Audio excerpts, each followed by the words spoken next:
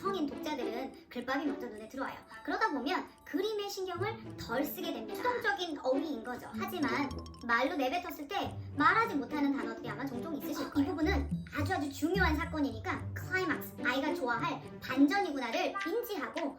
Hi everyone, this is Hannah. 안녕하세요, 해나쌤입니다. 오늘은 영어 그림책을 조금 더 잘 읽는 방법에 대해서 이야기를 나눌 거예요. 영어 그림책은요, 일단 그림이 있고 밑에 짧은 글밥들로 이루어져 있어서 굉장히 책장이 쉽게 넘어갑니다. 하지만 영어 그림책을 조금 더 효과적으로 아이들에게 아니면 학생들에게 읽어주기 위해서는 기술이 조금 필요한데요. 그 부분을 오늘 이야기를 나눌 거예요. 자, 가보시죠.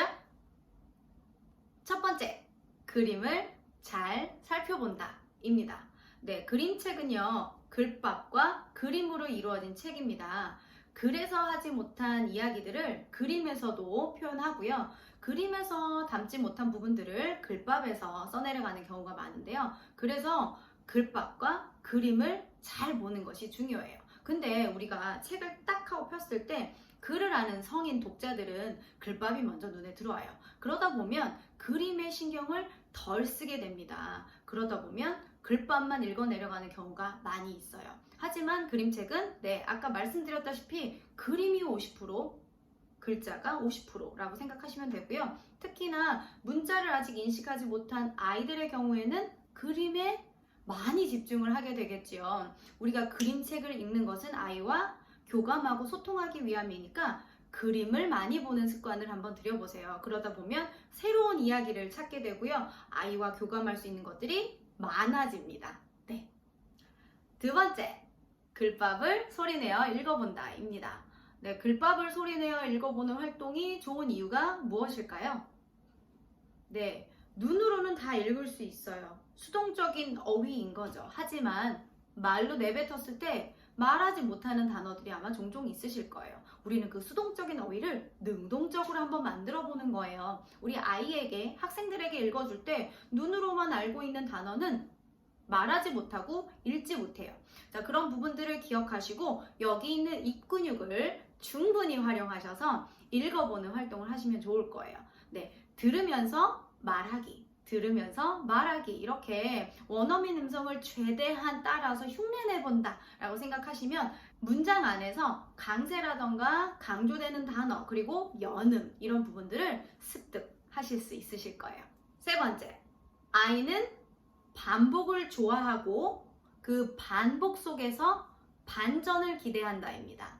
네, 책을 읽을 때 이 부분을 좀 생각하시고 책을 읽으시면 이 책에서 클라이막스가 어디일지, 그리고 중간에 내가 한번 pause, 멈춰야 될 때를 아마 생각하실 수 있으실 거예요. 아이는 반복되는 패턴을 좋아해요. 내가 예상할 수 있고 기대할 수 있는 부분을 굉장히 좋아하는데 그 속에서도 어느 정도 반복이 됐다면 마지막 반전이 필요하죠.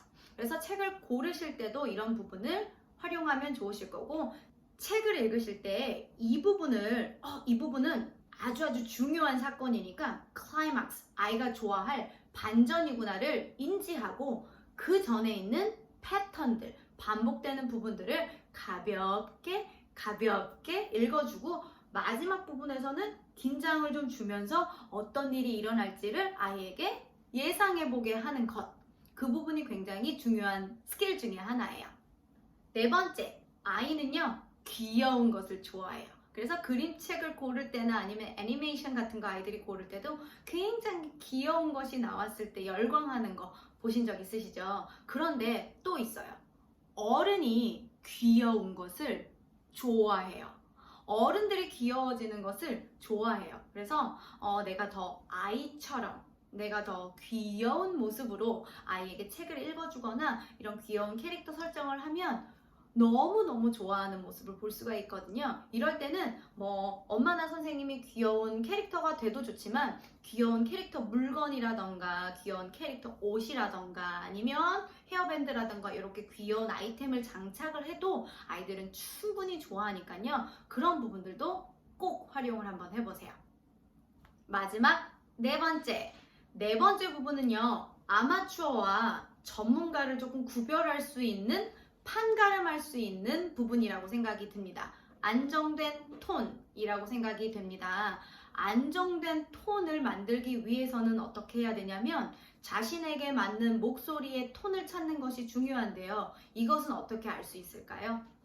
이것은 여러 번의 read aloud, 책 읽기를 통해서 자신에게 맞는 목소리를 찾는 것인데요. 이거는 한두 번 해봐서는 아마 잘 모르실 거예요. 여러 번 소리를 내어서 책을 읽는 활동 중 내가 가장 편안하고 내가 낼 수 있는 그 소리를 찾는 것이 가장 중요합니다. 이런 안정된 톤 속에서 패턴화된 문형과 그리고 중간중간에 그저 클라이막스를 찝어낼 수 있는 것만 있으면 충분하게 전문 스토리텔러가 되실 수가 있어요.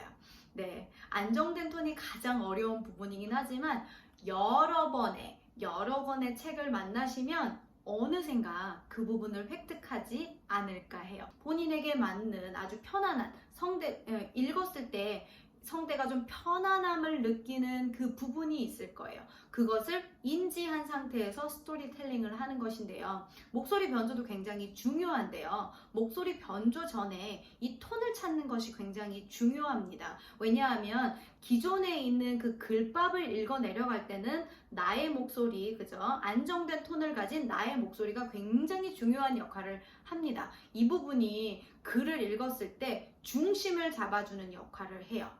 목소리 변조를 아무리 잘하더라도 이 지금 안정되고 정리된 톤이 없다면 듣는 사람으로 하여금 굉장히 피로감이 생기겠죠. 그 부분이 그래서 저는 가장 중요한 부분이라고 생각이 듭니다. 자, 오늘 영상은 여기까지입니다. 그리고 다음에 더 좋은 영상으로 만나요. 바이바이.